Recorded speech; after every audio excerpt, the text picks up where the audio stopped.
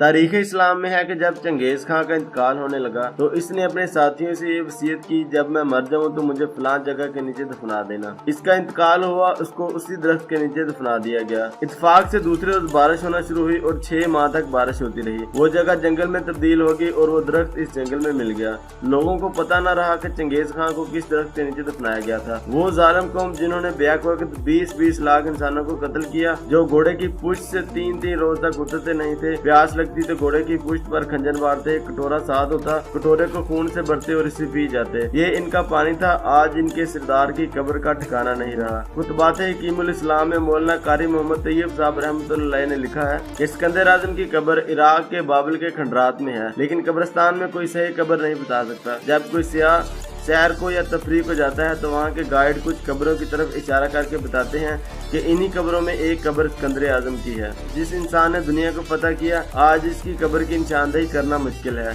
इसलिए इंसान अपने ईमान और अमाल बनाने की फिक्र करे और अल्लाह की बारगाह में इतना मकबूल हो जाए कि लोग इसके लिए दुआ करें। वीडियो पसंद आई तो यूट्यूब के इस चैनल हसन टॉक ऑफिशियल को सब्सक्राइब करें और हमारी वीडियो को लाइक करें। मिलते हैं अगली वीडियो में, तब तक के लिए अल्लाह हाफिज।